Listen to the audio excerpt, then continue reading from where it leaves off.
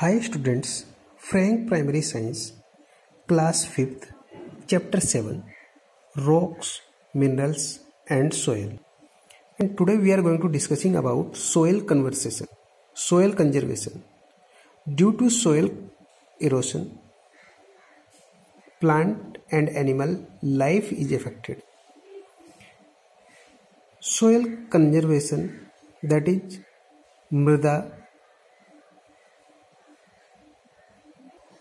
संरक्षण, मिट्टी का संरक्षण। ड्यू टू सोइल इरोशन के कारण, मिट्टी के कटाव के कारण plant and animal life is affected. पौधे और एनिमल्स की लाइफ इफेक्टेड हुई है। Therefore soil must be protected from being eroded. इसलिए मिट्टी को इरोडेड होने से, नष्ट होने से बचाना चाहिए। The protection of soil from erosion, ये जो प्रोटेक्शन होता है सोयल का कटान से, is called soil conservation. Soil conservation कहलाता है। Soil can be conserved in the following veg. निम्नलिखित तरीकों से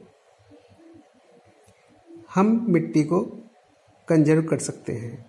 फर्स्ट, अफॉरेस्टेशन और planting tree and grass. Afforestation means वनीकरण और planting trees and grass. Planting of trees in large numbers, बड़ी संख्या में पौधों को लगाना, इज कॉल्ड अफॉरेस्टेशन। अफॉरेस्टेशन कहलाता है, वनीकरण कहलाता है। Plants and trees help to conserve soil. Plants और ट्रीज सोयल को कंजर्व करने में हेल्प करते हैं। मेकिंग बंध्स एंड एम्बैंकमेंट्स, बंध बनाना और तटबंध बनाना।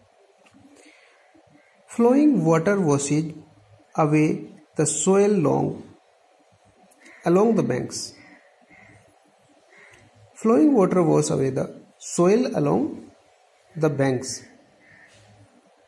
बहता water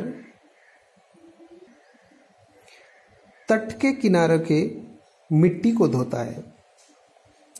So at places where the river strikes against the bank,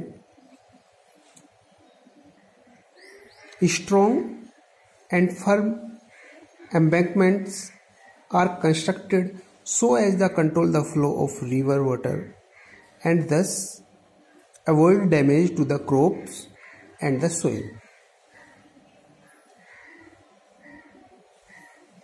So at places where the river strikes against the bank, इसलिए रिवर, नदी के किनारों पर रिवर के वाटर के फ्लो को कंट्रोल करने के लिए मजबूत और दृढ़ तटबंध का निर्माण किया जाता है। And thus avoid damage to the crops and the soil, और इस तरह क्रॉप्स और सोइल को डैमेज से बचाया जाता है। Now next, making terraces and furrows, छतों को बनाना। When water comes down a slope with great force, जब वाटर बड़ी ताकत के साथ ढलान में आता है, it causes a great deal of damage to the soil by bringing down large amounts of soil with it. तो यह अपने साथ बड़ी मात्रा में मिट्टी को नीचे लाकर मिट्टी को बहुत नुकसान पहुंचाता है।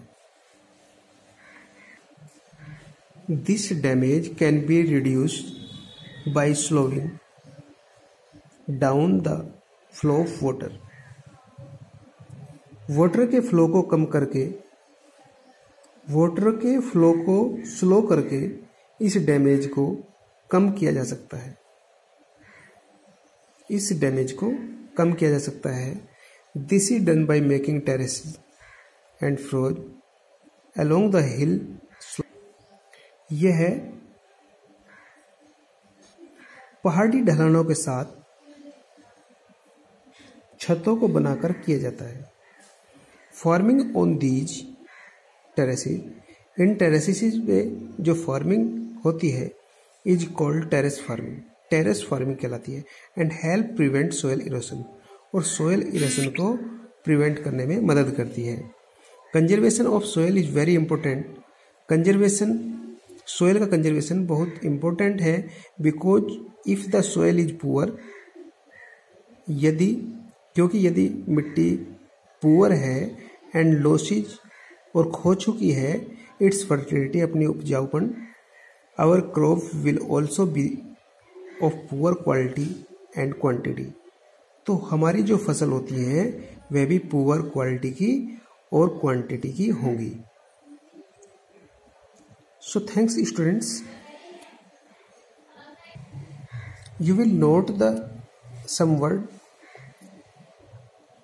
is underlined for difficult word, that is conservation, afforestation, embankments, strikes, terraces, froze and fertility. So thanks students.